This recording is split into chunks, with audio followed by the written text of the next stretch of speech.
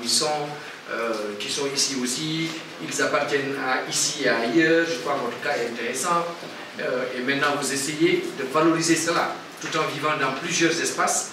Comment essayer de... Aujourd'hui, le monde aussi est devenu un village planétaire. Un peu, ça c'est pour parler rapidement. Ça veut dire comment dans ces différents espaces, avec justement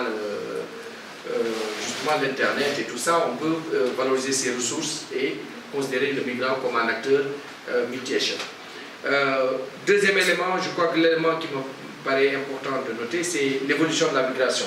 On est passé un peu de migrants plus ou moins qui sont partis parce qu'il y a une crise, il y a la sécheresse, il y a des problèmes au niveau de la famille, de la zone. Ils ont fui quasiment pour aller chercher ailleurs parce qu'il y avait un véritable problème. Et aujourd'hui, à des migrants qui ont pris quelques initiatives parce que pour suppléer quasiment l'absence de l'État. Parce que parfois, ils ont construit des salles de classe parce que l'État n'était pas en mesure de le faire. Mais hier seulement, avec le directeur de cabinet, on a eu un long débat sur ces questions où on voyait, malgré ces efforts, après quand les collectivités locales font des efforts pour construire des écoles et tout ça, certainement pour avoir des enseignants, c'est un problème parce que c'est l'État aussi qui gère. Et parfois, il y a des problèmes entre les collectivités même et l'État central, etc. Bon, bref, ça pose un certain nombre de défis. Je ne parlerai pas des bus, des machins, des services sociaux, tout ce qu'on a dit, mais surtout de plus en plus on arrive à l'économie, où on a par exemple 120 hectares, avec Fanaï, d'autres initiatives, boulangerie, etc.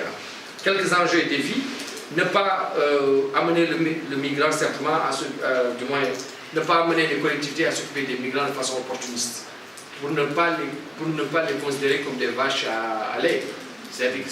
Là, ça pose problème, vaches laitières.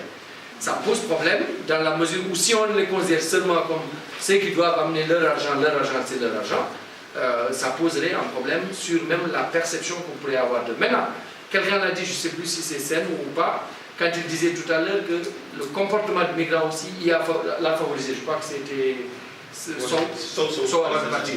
Il disait qu'après Sylvie a réagi. Mais je pense qu'il voulait dire, en ma compréhension, c'était que leur comportement à l'époque, parce qu'à l'époque, si tu n'étais pas immigré, tu ne pouvais pas épouser la plus belle fille du village. Si tu n'étais pas immigré, tu n'as pas... Ils viennent avec des voitures, ils ont économisé.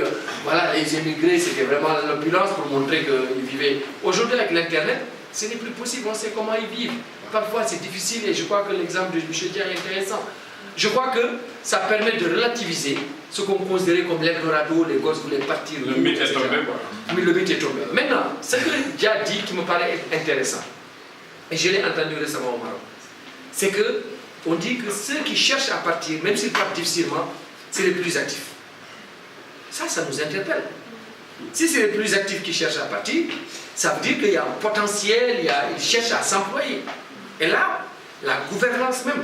Est-ce que la gouvernance par nos régimes, par nos politiques, etc.